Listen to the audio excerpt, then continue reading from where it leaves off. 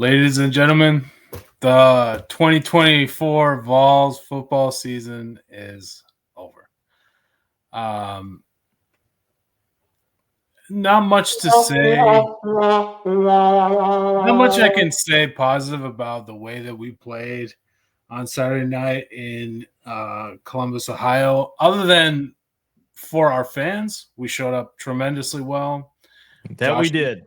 Josh was at the game, 40,000 people at an away game in Ohio in 10-degree weather. Tremendous showing for the Vol fans. Maybe the Vol band played well. Maybe the cheerleaders did well, but the fucking football team did not play well, guys. Josh, what were your initial thoughts watching the game? I was watching actually from sunny Bermuda, but live in Ohio. What were the feelings there? Man,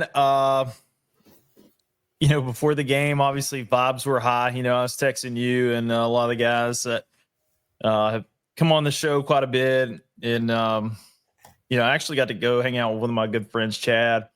So shout out to Chad, one of my groomsmen in my wedding. Hadn't seen him in a few years. Dude, they've been working down at the South Pole, and he's kind of been living that nomad life for the last 10 years. So it was really good to reconnect with him. The last football game we went together was it was down in Tampa for the Outback Bowl back in 2015, the end of the 2015 season. One of the good old Butch teams with Dobbs and Hurd and Kamara. And we were like, okay, we're gonna rekindle some of this good juju that we have during bowl season, and take it up to Columbus. And we went to Red Door Tavern. So shout out to Fan Run Radio there in Knoxville. John Reed and Cody McClure. Great atmosphere there. It was packed to the brim. Service was kind of shitty, but what could you expect? We had so many people there. I got told by so many folks in Ohio that they have not ever seen that many opposing fans show up for a football game at the Shoe. And, that made me feel, really accomplished that I was one of the 35 or 40,000 Vols that made the trek, with high hopes of seeing us going on to Pasadena, for New Year's in the Rose Bowl. But, again, vibes great. Pre-game, never lost a pre-game, buddy. We're undefeated there. We were in there. I had the shiesty look going on. I sent you guys some pictures. We might even, I don't know if you can find any of those, but we could show them here in a minute. But, I had the 5 layers, had the Vols gear on. Me and Chad, we had, I think, hand warmers, toe warmers, back warmer. We had every type of warmer you could even come up with, man. It was cold. For those hardos out there that claim it wasn't that cold, look, man, I'm here to tell you it was cold. Like flat out, it was cold, and I'm not ashamed to admit it. I don't know that it played too much of a factor in the outcome of the game. I don't know that anything would have changed what happened, but get to the game. Again, you see all the fans there. I went live on my Instagram account there, showed like the sea of orange. Had good premium seats too, man. Was right there, could see the players during their warm-ups. There you go. Old Rick Shiesty right there in the flesh, man.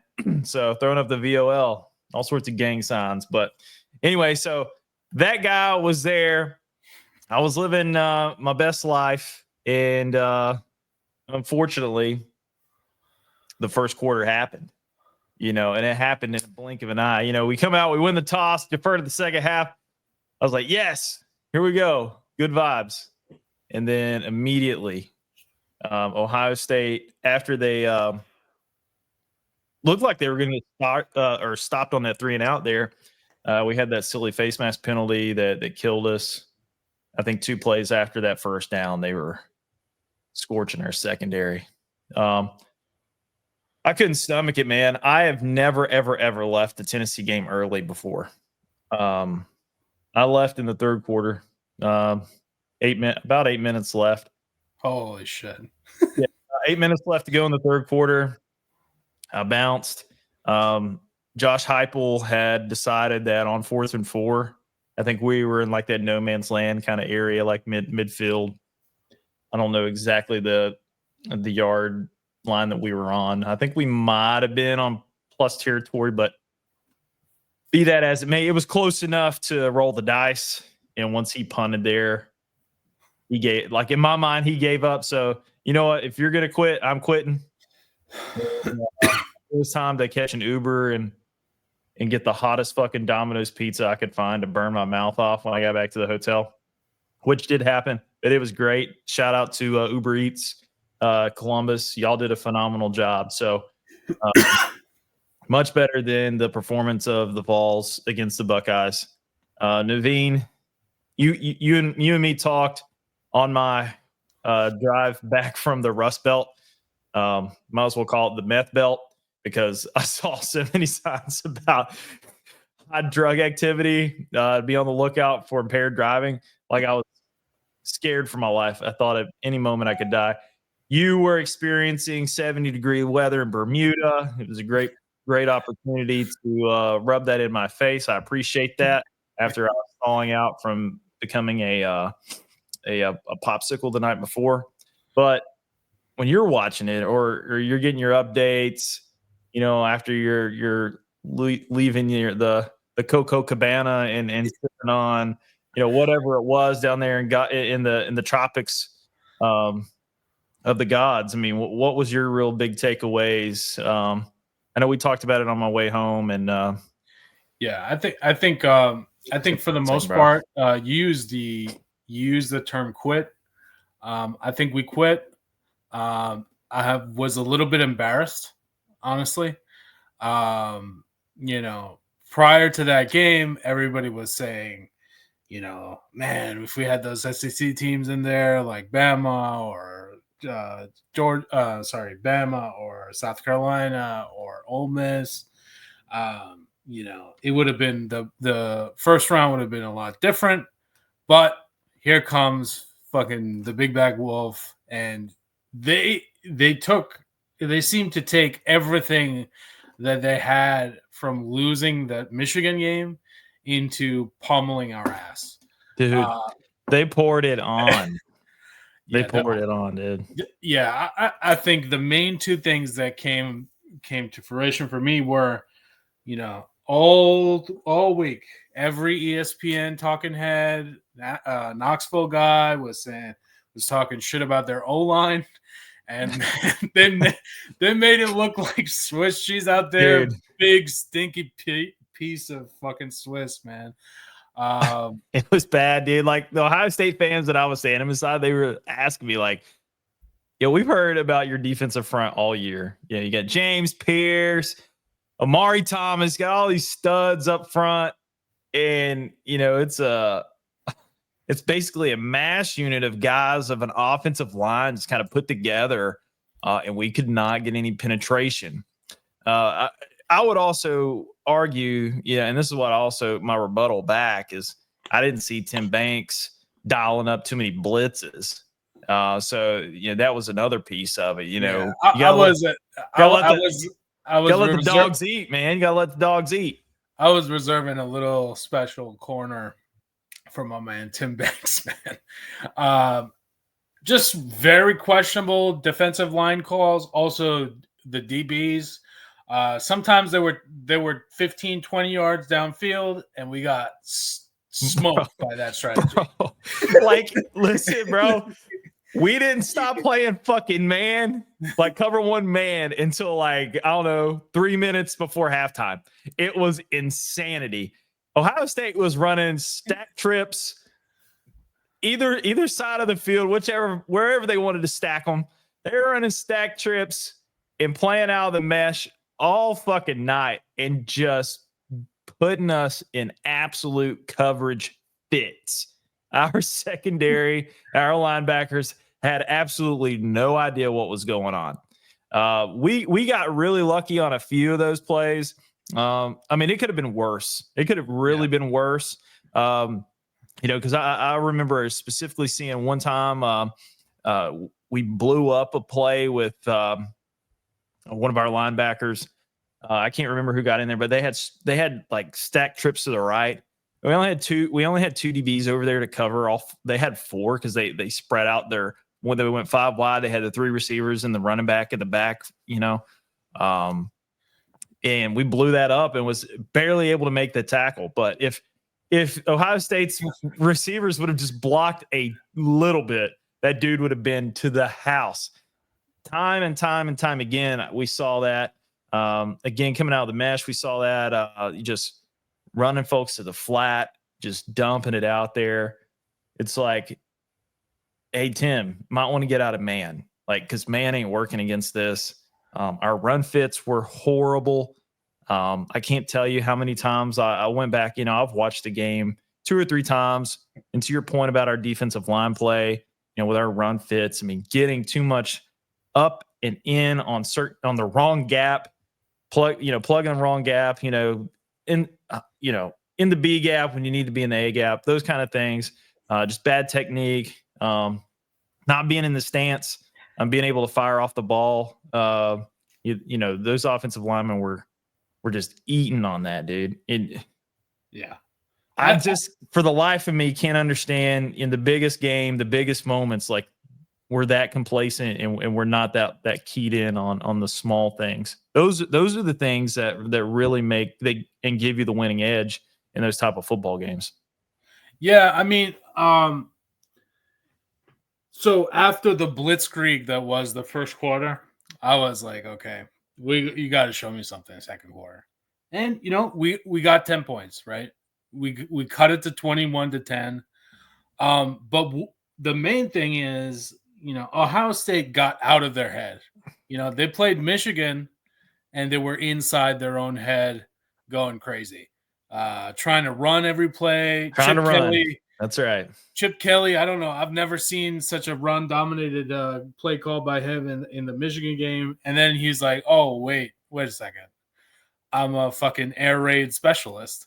And he basically made Will Howard look like Joe Montana. Marcus Mariota. Like, anybody. At Oregon. Yeah, insert your favorite quarterback. That's how good Will Howard looked. He did prove to be Will Howard when he threw that pick into the end zone. Triple coverage. I was like, okay, here we go. Yeah. We're back. Will to will. That's right. Yeah. So I was like, okay, maybe we have some hope. And then third and fourth quarter happened, and it's just ugly, They come out. Yeah. I mean, you come out after halftime, and you had to have a scoring drive. Like coming out and going 3 and out, and then the way that you did it, like you just knew that sealed your fate right there, buddy. Yeah, I mean, it's honestly, I was pretty embarrassed watching that. I was like, holy shit, like I know I'm in Bermuda, but the fucking secondary was in the triangle. You know what I mean? They were lost at sea, could not find home, could not get to anybody. It didn't really seem like a challenge to them. Made Jeremiah Smith look like, second coming of Jerry Rice out there. Really wide open at any point in time. The running terrible, man. It was terrible. The running lanes were wide open. Route 80, I-95, Turnpike, whatever you want. I-71, all of it. It was wide the fuck open, dude. Straight through the state of Tennessee, man. I was just shocked, honestly. I couldn't believe it. Honestly, like based on what we were seeing, the way our defense had played, just really, really discouraging. And it calls into question my question from a couple weeks ago. If we get smoked in the playoff, is Josh's seat hot? I don't know. I think he's done enough. Heupel to secure his job for a while, but you keep beating Alabama, but not doing much in the playoff or not making it. It's not as much of a big deal, right? It's kind of how I view Michigan season at this point. Like some losses, but you beat your rival. What's the end result? You said it to me on the phone, man. You're like, I don't want to keep going to these road games with Heupel. Yeah, man, like I'm bad luck, dude. I don't know if I'm bad luck or just Josh Heupel sucks on the road. It could be a little bit of both, but yeah, man, it's been tough. I did go to Oklahoma this year. We got the dub there. LSU 22 seems like a million years ago at this point. Bro, it's really bad. And I'm trying not to like really take a shit on Josh because not for nothing. He's averaging 10 wins this season over the last 3 years. You had 11 and 22 on last year and then 10 this year. So you're averaging, 10. But the thing that I've noticed, I think the most is there's a big stat that I saw. I think it was something like, he's since the LSU game, he's only won like 2 road games, and the amount of wins that he's had outside of like the scrubs is very few and far between, right? And I'll tell you, yeah, seats probably not hot, maybe not even warm yet, because we were a complete disaster when he showed up. Let's be honest. But I will say, if he comes out next year with some of the performances that we've saw the last 2 years, and again, I think I alluded to it on the last show a little bit. I just want to take a moment and apologize to Joe Milton. I really thought that it was Joe Milton's fault. I really thought that he was just a terrible quarterback, that he could just overthrew everybody, couldn't make good reads. And I honestly think he or Nico, really any of those quarterbacks since, our favorite former OC left to go to be the head coach at South Florida. I can't even say his name because it hurts to even bring up Alex Golish, but I miss him. I want him back. I watched him and the Bulls take on San Jose in the Hawaii Bowl on Christmas Eve. I sent him a message on X today. I commented on his Merry Christmas post there with his beautiful wife and his family, his children there, and it was a Brinks truck. I was like, Coach, we're gonna drive this down to Tampa when you get back from Hawaii. You can name your price, because I was watching that Hawaii Bowl, and buddy, I saw a lot of good offense. Saw a lot of plays that were ran in 21 and 22 when Alex was here. So I say all that to really say, Joey Hausley, he got to go. Whoever's calling plays, they need to figure it out, because I think it's Josh Heupel, and I don't want him to go yet. But Joey Hausley's got to go, man. Bring in somebody that can scheme some stuff up, because run left, run right, throw it to the side. We've been on this diatribe before, Naveen, right? Yeah. Of Tennessee offensive play calling, like left, right, left with Dylan Sampson and slinging it to the slot out on a wide split to freaking Squirrel White for him to get crushed and then leave the game. Like, why? We might get like 2 like passes complete to Brew McCoy and then one deep shot that misses, Brazel, and one deep shot that hits Brazel, right? That's about all of Tennessee's offense, man. But I don't think his seat's hot. We need to retool the offense. I can't really be on Tim Banks's ass too bad because our defense was actually pretty decent all year, with the exception of against Ohio State. I think that was just a bad night to be bad, and we were really bad this past Saturday. Yeah, but I want to say this. I would like to see some UCF Dylan Gabriel style Josh come back. You're down 21, you're down 28. Feel free to let it rip, right? Like, one thing that pissed me off while I was sipping my Mai Tais on the beach watching the game was there's no adjustments and there was no sense of urgency. I didn't know prior to the show that you left when they punted on 4th and 4. But, man, dude, when else are you going to try and win the game? Other than 4th and 4 in the third quarter, you're down fucking 30. Let's, might be time to press accelerate. Might be time to switch it up. That pissed me off. Yeah, I mean, Riverboat Gambler, man. Like, I miss that Josh Heupel. I mean, this guy was on. Oh, Heupel. Listen, yeah. Will the real Josh Heupel please stand up? I need the Josh Heupel that's doing an onside kick versus Akron when you're up 70 points. You know what I'm saying? That's what I need.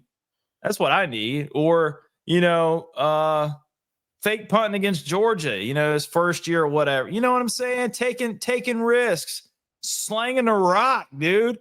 Yeah. Just slanging it like he's an 80s drug dealer, man. Slang the rock. That's all I'm asking him to do. But to be able to do that, you got to have some good O-line play. And I'll tell you right now, there's probably about 50 JUCOs out there that had a better fucking offensive line than we did Saturday night. I don't know if it's Will Friend or what is this guy's name? Offensive line coach. It's Heupel's drinking buddy. Will Friend was the O-line coach for Jeremy Pruitt, but man, he really reminds me of this guy. Oh, Glenn Ellerby. Glenn Ellerby's got to go too, right? Like, I know he's Heupel's boy. I know Heupel has some type of trauma from Bob Stoops firing him at Oklahoma, and he won't fire anybody now. Like, you got to let go. You got to break the cycle. Shout out to Stained. That was a great album back in the early 2000s. You got to break the cycle, right? And if you're unwilling to let go of some coordinators or position coaches that are really holding us back, that's an indictment on you, Josh. That's when the seat starts getting turned up. You got to really start taking a good hard look and really discerning over, hey, buddy. Like, I know we like to drink Miller Lite and Bud Heavy on Sundays when we're breaking down film, but I need you to get if this is all you can give me. All right. Yeah, guys. I mean, I don't want to keep belaboring this game. No, you got to belabor. This was brutal. I just it reminded me of a feeling that's one of the feelings I fear the most, which is helplessness. Like it reminded me of Jeremy Pruitt. It reminded me Georgia State, BYU, Butch, of all these guys that just didn't have the players, and didn't have the mindset and the motivation to get it done. Everybody has bad days, right?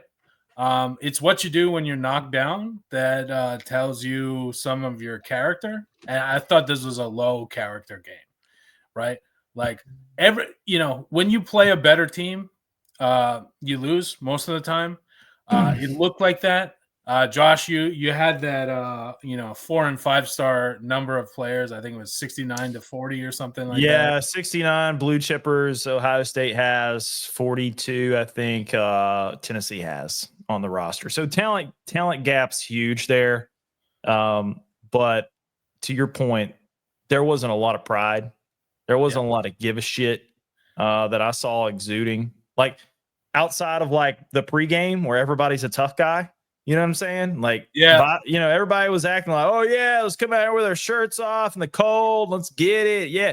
Some of those O-line guys need their shirt back on. Yeah, I'll put that out there. Exactly. Looking like me out there, but hey, I'm good with some big hog mollies out there, but they got to do their job, man. Yeah, and I think that like we keep saying, it's how do you respond to adversity, and do you even care about being on Tennessee and representing Tennessee?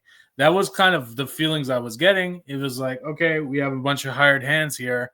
Maybe Dylan Sampson wants to be here. Maybe Nico wants to be here. You think D-Sam wants to be here? Now, I don't want to call a guy out for injury or whatever, but let me tell you something.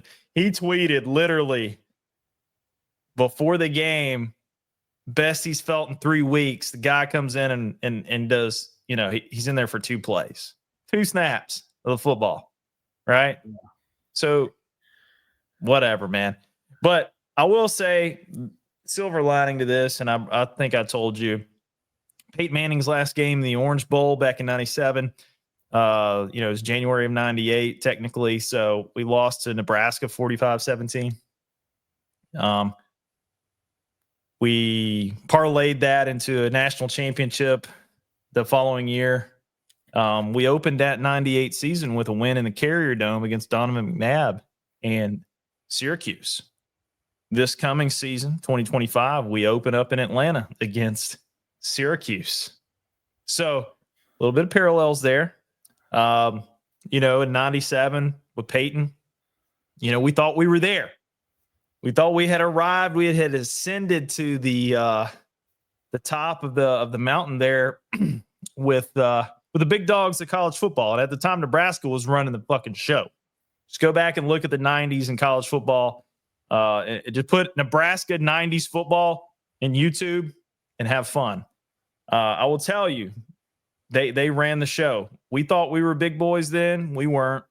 And they shoved our shit all the way in. But again, we parlayed that. So sometimes you have to, in the climb, you have to know that there's another mountain.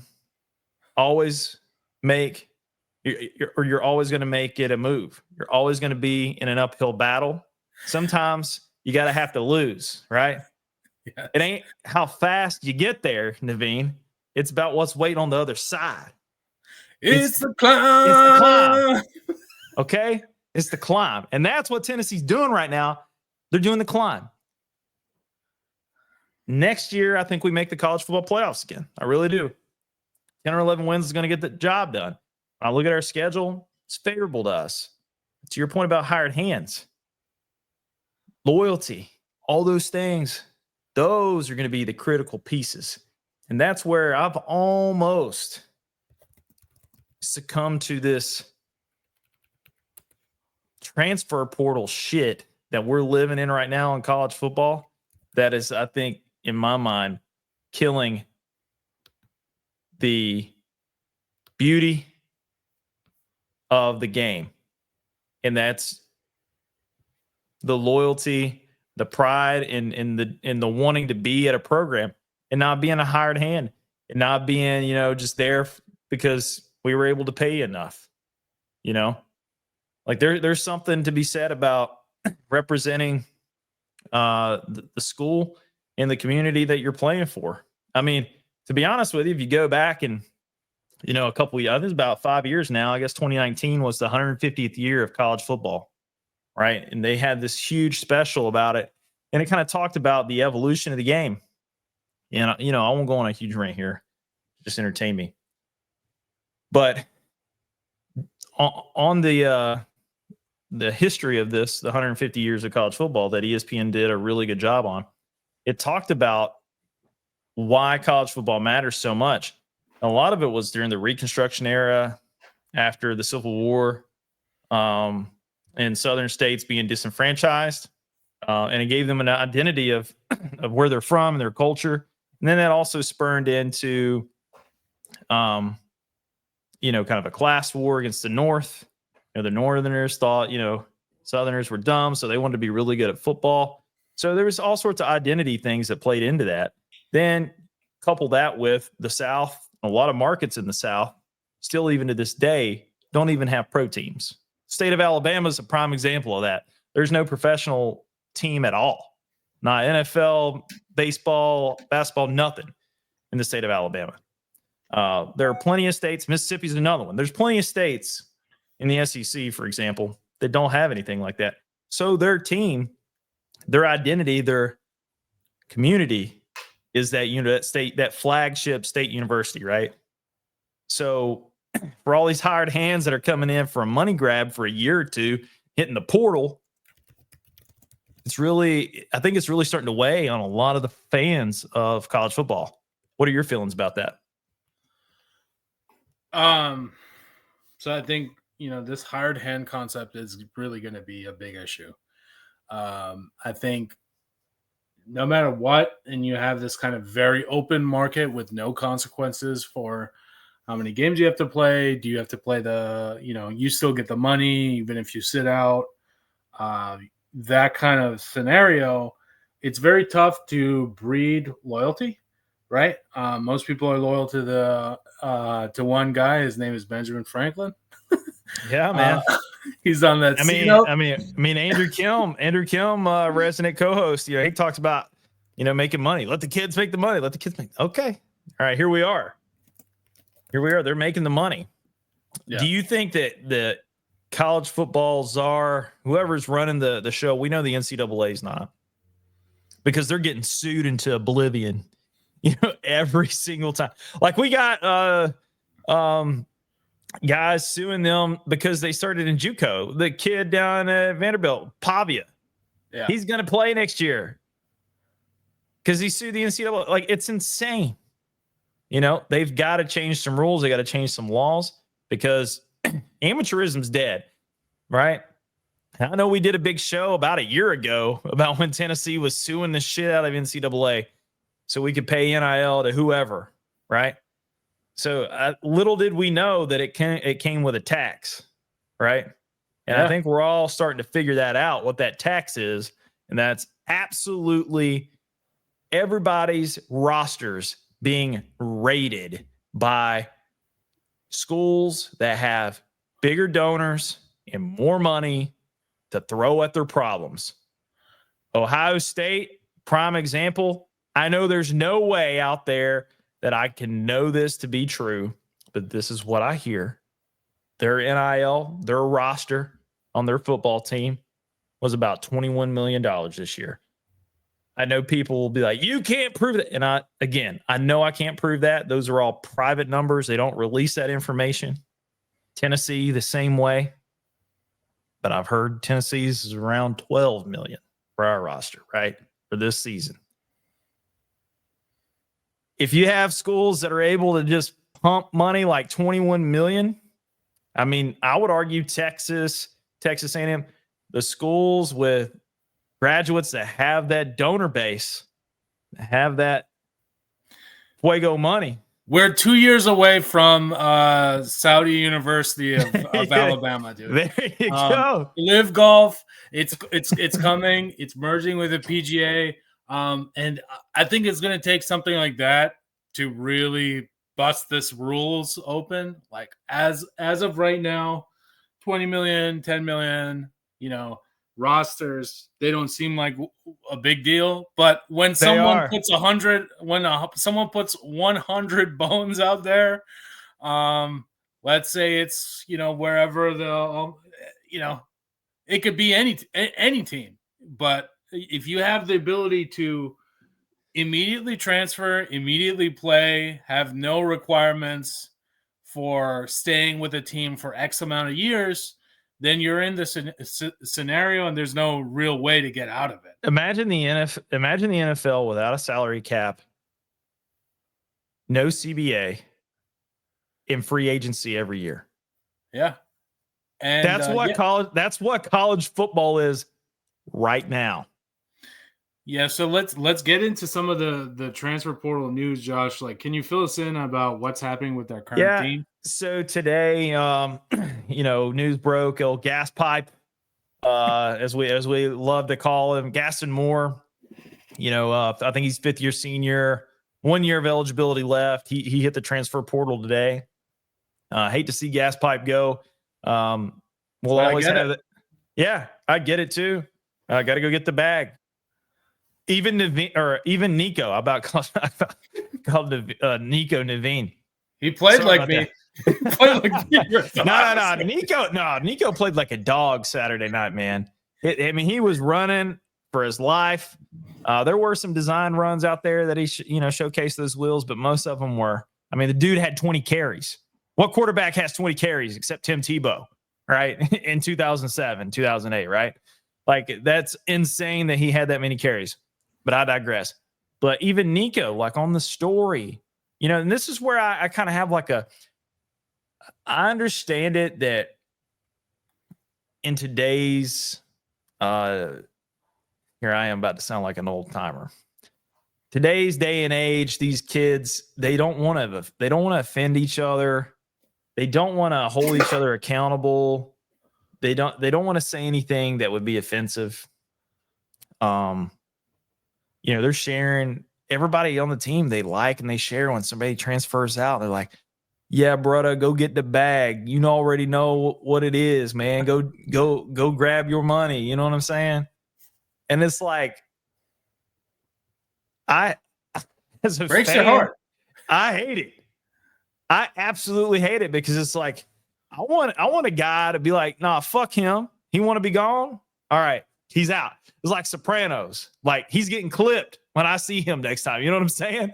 Like, getting straight clipped when I see him. And not in the literal sense, but when I see you out on that football field again, whatever number you got, I'm calling it out. And I'm telling you, your ass is mine all night. Because to me, that's where it's at. It's about the loyalty. Now, some would argue, society would probably even tell you, be selfish, go get the money, while you can. And, if my kid was ever in that situation, I think I would try my best to do the most research to make sure the investment on the front end is the right one. Meaning, I'm at a program that I know that I'm going to get pretty good ROI, whether it's through NIL collective money, coupled with the culture and the ability to prepare them for a pro career, instead of just running around. And then the teammates and the coaching staff's like, oh, we wish them well. We love you, man. Yeah, I mean, I think a lot of this is you used to go and find the coach that was going to develop you over a period of time. Used to be that you needed guidance and you chose Nick Saban over Phil Fulmer, or you chose Phil Fulmer over, I don't know. Tommy Tuberville. Yeah. Or Mac Brown, Tommy Tuberville. Yeah. But it's like, okay, I'm going to this college because number one, I want to be a better man. Number two, I want to be a student athlete. Number three, I want to try to get to the next level. These guys are like, okay, where can I align my money so that I can keep, number one, keep playing college football for 5, Forever. 6, 7 years. I think it's now possible to play for 11 years or 9 years. Still got to add add the COVID year in there, COVID you can do year, 4 years at JUCO, COVID year, and then you can sue and get an injunction against the NCAA, and then get 4 more years in D1. Yeah, I'm 33. I think the oldest person in college football is like 30 or something. It's crazy. Yeah, you don't need to make the NFL. You can just stay and keep transferring. That's right. Go to JUCO, and it's just very messy. Loyalty is a good term, but it's also a lot about integrity to yourself, right? It's like, okay, what does this period of time mean to me? How do I give my best effort? Okay, should I even play this game? Like, that's something that 150 years ago, nobody thought, okay, we qualify for this bowl game or playoff or whatever. I might want to sit out because I'm transferring. That kind of nonsense is something that they have to work out. Maybe they backload the NIL. I used to work at a company, Amazon, that backloaded your stocks, so you stay for a certain amount of period, like a vesting period, right? If you stay for 1 year, you get a small percentage. If you stay for 2 years, more, 3, 4. Very similar to how this NIL could work. If you want people to stay for extended period of years, I think that's something the NCAA has to look at, right? Instead of giving all guaranteed money now, with no consequences, that's something that needs to be looked at in terms of structure of these payouts, so that teams do stay together. And it's very difficult if you're building a team. Let's say you're Josh Heupel, and you need to replace 10 people every year, starters, and that's what he has to do. It happens in baseball, happens in basketball, happens in football. It's all kind of a mess, honestly. Yeah, and the rich keep getting richer, man. That's the issue. And I'll tell you, the thing that I hear most, I know we sit here and we say, oh, integrity, yourself, and this, that, and a third, and loyalty, stick with a program.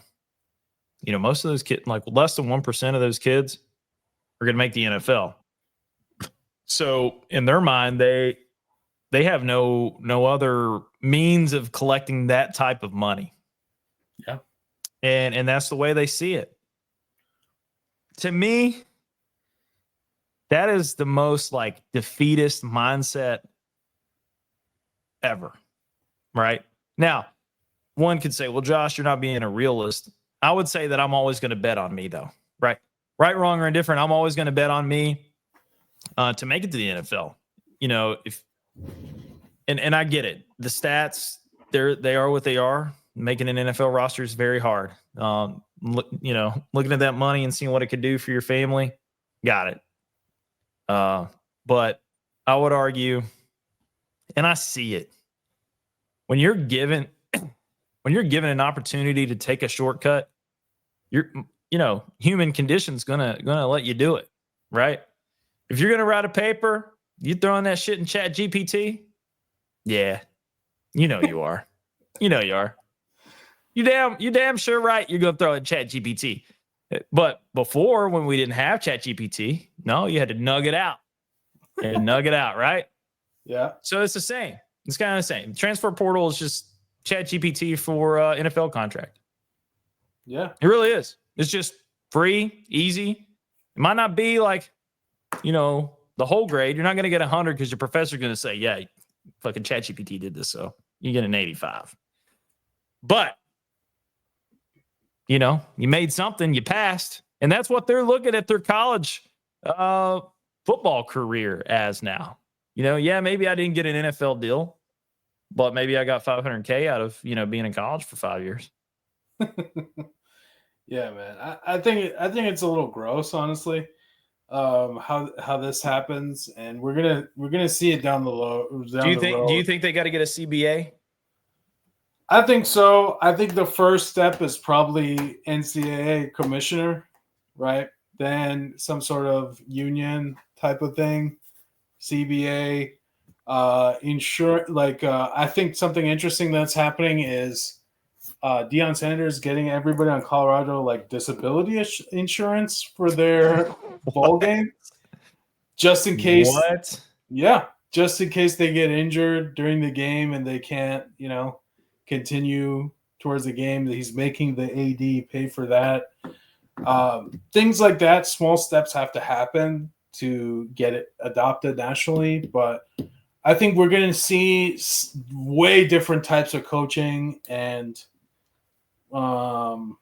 it's basically going to be like NFL junior. It's not like it already isn't, but it's NFL junior with less rules. I think it's going to change a lot of the game and how we play. So, we can get into some of the rankings now for 2025 in terms of, this is recruiting class, right, Josh? That's right. So, and this is, coming out of the Ohio State game, it's kind of concerning to me because, we look and our 2025 class, we're number 11, 27 commits, 15 4 stars, 1 5-star. Then we go back up here, 22 4 stars, 2 5 stars for Ohio State. So, that's 24 to our 16 blue chippers, right? You got, Bama, 25 blue chippers, Texas 19, and they've not even got as many commits as we do. Never mind. They have 28. So we still got a ways to go. We only have 27 commits. And of those 27 commits for the 2025 class, David Sanders, this kid right here. So he Providence Day School over here in Charlotte, North Carolina, offensive tackle. This is going to be the guy that we need to help shore up what we saw that was absolutely our Achilles heel against Ohio State, and that's bad offensive line play. I loved Waffle House, but I'm glad to see him go. And I really hope that they move David Sanders Jr. to left tackle and they move Lance Hurd to right tackle. I know that's probably going to be a point of contention and money talks and promises and all this other stuff. But, we got a gas pipe moving out because we got this guy right here from Brentwood Academy, Georgie Mack. His granddaddy was a football coach at Vanderbilt years and years and years ago. But we got him coming to the right school in the state this recruiting class. So George McIntyre, consensus 4-star, and he's the 14th best quarterback in the country. But love what I saw from him. He's got a lot of good dudes to come in with us. And then, you scroll down here and we have Wendell Moy, who committed a couple days before the Ohio State game. So to kind of help shore up that offensive line, you can see he's an inside offensive lineman. So a lot of help there. Josh, can you go back to the previous screen with the recruits by team? Yeah, I got you. Give me just a moment. Yep, just want to go back there, prove another point in the sense that this shit ain't easy, and the people with money happen to be located in our conference. So I just want to go through and count the SEC teams that are ahead of us right now. 1, 2, 3, 4, 5, 6, 7, 8. 8. Right. So with there's 16 teams in the SEC and you're 9th, that's problematic, man. Yeah. It's problematic. Yeah. And I think that it's, and also you have the, Big Ten teams ahead of us as well. Right. You need that. What does this mean to me is you need to spend some money on the transfer portal and you need to do a little bit of what Ohio State did and steal some recruits, steal some transfer people, flip them. It's a whole different ballgame. It's no longer Nick Saban doing the electric slide on your couch when you're 18. He's got to do it when you're 21 too. And he's got to show up with a bag, So it's a lot different. It's, completely it's a money grab. And it's an unregulated money grab, and that's very dangerous. I've heard a lot of dissenters amongst us that talk about Josh Heupel and the type of players that he's been able to recruit and bring in from whether it's the portal or through his signing classes. And we talked about that 2022 team. That 2022 team was that was all Jeremy Pruitt players. I think we were a year or two ahead of our time with the money bags, the McDonald's bags full of cash that we were giving folks. Do you think Tennessee would have been any different with Jeremy still here if we were able to utilize the recruiting prowess that he had with paying players and recruiting at a big clip in doing so? Because we had a lot of dudes. We had a lot of dudes on that roster for Josh to come that he inherited the ones that didn't transfer out. I mean, the amount of talent that transferred out when Jeremy Pruitt got fired was big. Like it was a lot of 4 and 5 star guys that transferred out because they didn't want to get caught up in that mess. But do you think that would have made a difference? Well, 2 things I know for certain. One, Jeremy Pruitt would not be coaching high school like he is now. And I think Jeremy Pruitt spent time on possibly one of the greatest rosters in college football, 2017 Alabama. I'm sure Nick showed him the way in terms of the paper bag. Absolutely. Wise. And I don't know, man. Like I just think that it's a completely different skill set. It's sell me this pen versus sell your mama on I'm gonna make you a man. Yeah, everybody's got 100,000 they can give me, right? And I think Tennessee has deep pockets. The rest of the SEC does too.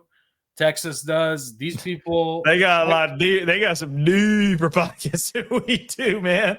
That's the crazy part. I was making fun of Greg Byrne last week. Him down on his hands and knees begging, "We need more money. Saban's gone. We need more money. Give us some money." It's the truth. It's the truth. Hey, Tennessee fans, listen up. We need your money. Send all your money to Danny White. I know they already put the entertainment tax on the tickets. We talked about that earlier this year on the show. What was it? The talent fee? Talent fee, yeah. The talent fee. I need the talent fee to turn into more wins and not just getting your fucking back blown out 42-17. I know we had that wrong earlier. I think we had a 45-17 on our graphic, but it was 42-17. Nonetheless, back blown out by Ohio State. The talent fee it didn't live up to the cost. Well, I mean, ultimately, Ohio State had a higher talent fee, and if you don't want to go to these road games disappointed, Josh, stop going. Just stop going, or open the fucking wallet. That's all I gotta say. Listen. The University of Tennessee has gotten quite a bit of money from the Ricker household over the years. Okay, so I digress. But maybe you have a point. Maybe I need to go out and start selling plasma, doing whatever I can to volunteer some more money. And yeah, dude, it's insane. Like, what are you doing? Are you a Vol Fund member, Naveen? Yeah, I think I donated $100. I also donated $100 to the College of Communications because they threw a great tailgate. Okay. Shout out them. But hey, you need to send all that to one Philip Fulmer way or whatever. Like just straight to the football program, bro. Football's king. Maybe my money got diverted to the basketball team. That's possible. Yeah, speaking of, and we're talking about the transfer portal. Cameron Carr, he was going to be a big time contributor on this year's team. He transferred on Christmas Eve. Or the day before Christmas Eve, excuse me. Do you know where he's going? Nope. He doesn't even know where he's going. He didn't even tell Rick Barnes that he was transferring. He just left the building, and Rick Barnes found out that Cameron Carr was in the transfer portal when everybody else did. It's a cold world out there, man. Cold world, bro. Cold world. All right, so let's finish out the rest of football here. We can quickly go over the games other than our game that happened last weekend. Basically, every favorite one. Texas. Yeah, it was trash. First round games need to be pieced together a little bit better. And they need to fix this automatic qualifier for these for these other teams. If you're telling me Boise State and Arizona State would not Deserve to buy. deserve No. to buy, come on. Really disgusting games. No real use of playing them, honestly. Yeah, you could see the Big Ten bias, man. Like Notre Dame, basically in my mind, is a Big Ten team. So they hosted, Penn State hosted, Ohio State hosted. You know, Yeah.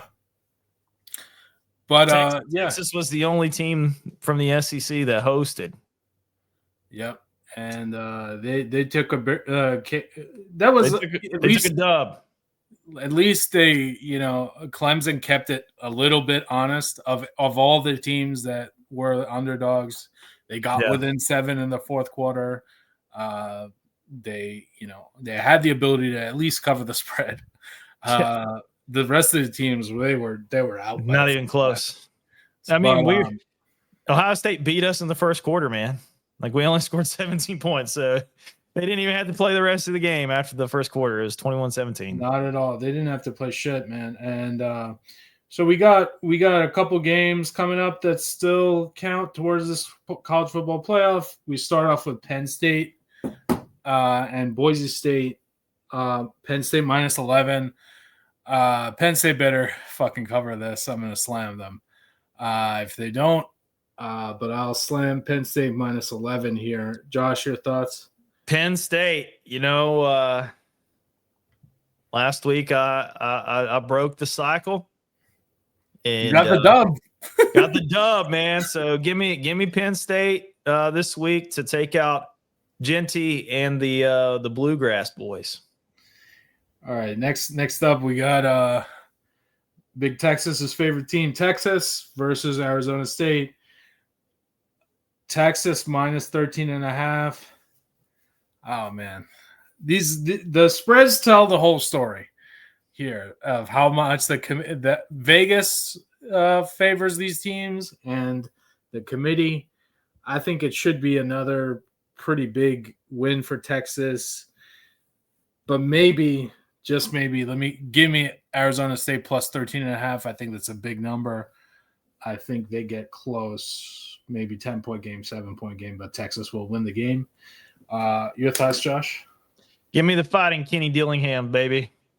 Telling you right now, youngest head coach in college football right now, Kenny Dillingham. Sun Devils are going to beat the Longhorns. Mark it down. You heard it here first. All right.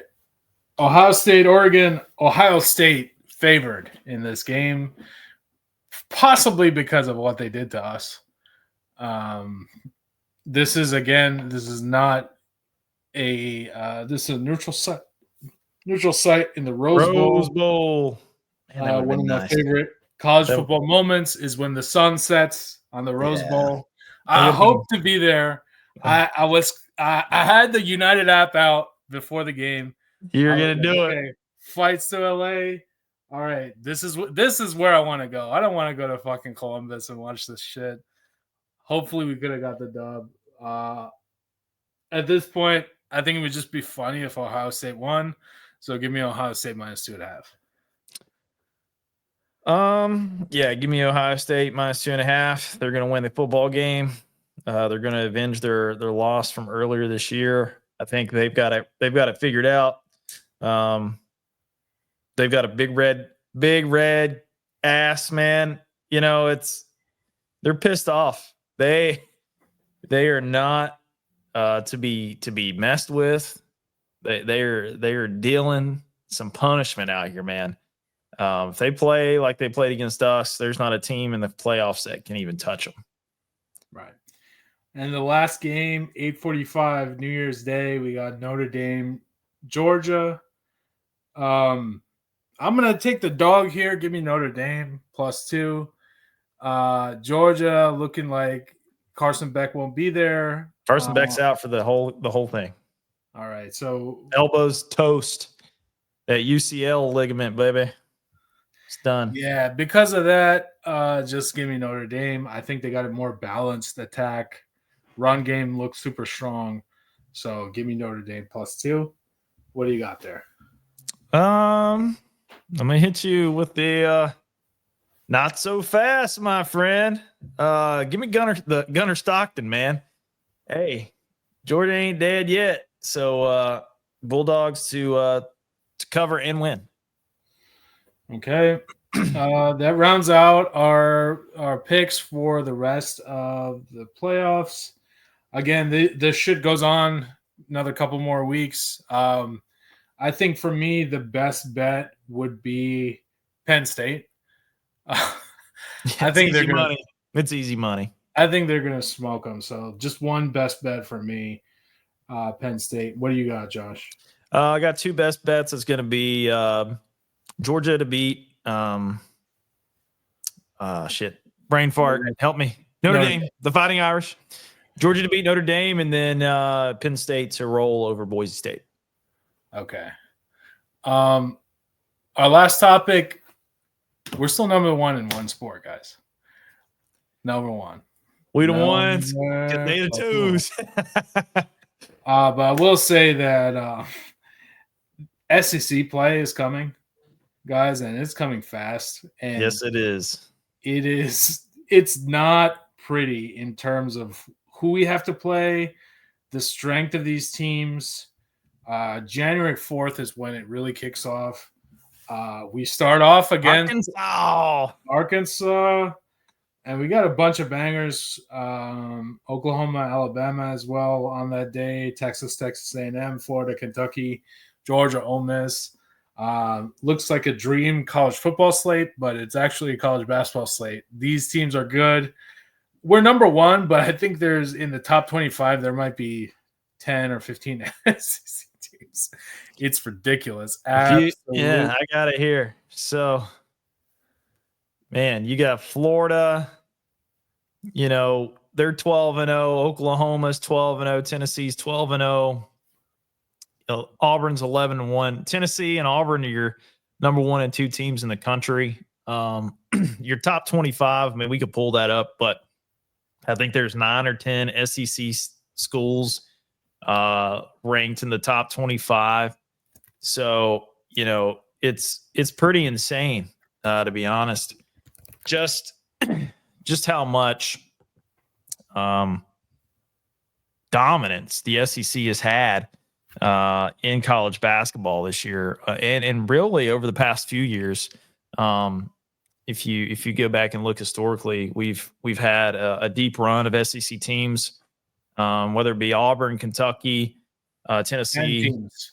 Yeah, so 10 teams in the AP men's top 25. I have it pulled up here. I'll share it again. Give me just a moment.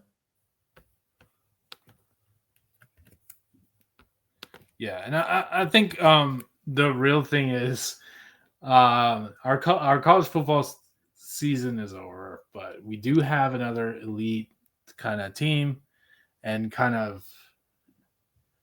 we have a league conference in all these sports, man. Yeah, so, you know, I'll roll through them real quick. You know, you got Tennessee at number 1, Auburn 2, Bama coming in at 5, Florida is number 6. Then you got Kentucky at 10, OU 12, A&M 13, Ole Miss 16, Mississippi State 19, Arkansas 23 to round it out. So right off the rip, Tennessee's going to start league play versus the top 25 team in Arkansas. Our net is already through the roof. We struggled a little bit in that first half against MTSU, so I think we might have just been overlooking that, getting ready for Christmas. But I mean, we ballooned that out in the second half. In the second half there to I think a 15 or 18 point win. Nonetheless, we got to bring it. Calipari, you know, we love that guy in Knoxville. Jonas Adu, former Vol. Yep, we already know how the guys here on Lucky Top Sports feel about that bum. 7 foot tall, under 7 rebounds. Only player in fucking history of basketball that does that. Yeah, I didn't know they could stack shit 7 foot high, but here we are. You know, would you call him a what is it? A black hole? in the atmosphere when it came to offense. It's a black hole when he gets the ball, man. It doesn't move. He's got no moves. He can't shoot. He can barely rebound. Bro, I don't know, man. I thinking about him just pisses me off. So Yeah, dude. I'm not gonna do it. And just watch him on Arkansas get like 10, 15 rebounds versus us. Like, Yeah, that's almost guaranteed. and I'm telling you, bro. And I know I'm really critical of him because of the way that he handled the transfer. Man, he played like ass, acted like he didn't want to be there, was a big crybaby, and everything, and then transferred out. Right after the Purdue, after he got big boyed and dominated by Zach Edey. Now, to be fair, a lot of people did, but he was just baby shit soft against Zach Edey in that game. You had JP Estrella come in and actually he held his own against the that 7-foot ogre down low. And shout out to JP with the dub. Love you, JP. I know he's injured this year. Hated that for the Vols, but our team is still moving forward, as Coach Pruitt would say. We're moving forward, and they're thriving with the guys that we have available right now. So Rick Barnes doing he's serving up another masterclass of non-conference winning. He's very good at that before conference play starts every year. Always positioned ourselves since he's been here to be in the hunt. But yeah, it's going to be interesting. And Tennessee's kind of been rare air. We've not started off this hot in over 101 years in Tennessee basketball. I think this is the first 12 or 13-0 start in over 101 years. I think last time we did that was 1923. So, jeez, doing some generational or multi-generational things this year on the hardwood for the men's basketball team. Chaz Lanier also being a pleasant surprise, after losing Dalton Connect. Hey, and shout out to DK last night, against the Warriors. Solid performance at, I think he had 13 and 7, getting in the rotation for the Lakers. Had Draymond Green trying to, injure him last night, pulling him down there during that free throw. But, shout out to my boy DK, getting a lot of run there with the Lakers. Love to see it. Promising career there for Dalton in the NBA, but also a pleasant surprise with Chaz Lanier. Naveen, that's all I got on the basketball topic, man. You want to close this out? Sure. Guys, we laid a shit egg. No yolk, nothing in that egg. Couldn't even make a fucking omelet out of it. Terrible performance versus Ohio State. Hopefully we retool our NIL, we retool with the transfer portal, and we reach new heights next year. As Josh said, It's the parallels to Peyton when we lost to Nebraska there. They play Syracuse, we play Syracuse. Remember that. It was written, as Nas says. It's all in the signs. It's in the signs, bro. It's in the signs. It's in the numbers. Shout out to, I guess, the rest of the teams in the playoffs. We should see some. Fuck them, bro. I hope they all lose. Hope every team loses, and it's a forfeited championship, according to Josh. Shout out to our basketball team. That's the real shout out. Yeah, they're the ones, bro. Love y'all. The ones. And yeah, it's been a pretty interesting season. 10-win, Josh, but not on the road. We got to fix the road. Got to fix the road, man. Maybe we got bumpy tires. Maybe we got to change the plane. Something like that. We got to change it up. Yeah, dude. And we got to do it in a hurry, man. Our road woes has been our Achilles heel as a football program, and we got to get that fixed. We got to get it fixed fast. Yeah. So you basketball fans, just want to note, January 4th, buckle up. It's not going to be easy this year. Last year, it looked pretty easy, seemed pretty easy. This year, it's fucked. We're coming, man. We're coming. We're coming. It's going to be absolute insanity. January 4th. We're going to do our first 2025 basketball reaction show. Yep. Let's do it. So we're going to do it? Yep. All right. So I know we've been, missing in action on some of our reaction shows during football season. We didn't even do one for football. I know that Devine really likes doing the reaction shows after basketball, so we'll get those back going. 2025 is going to be a bigger year than Locky Top Sports. We've almost hit the 1-year anniversary of the podcast. Yep.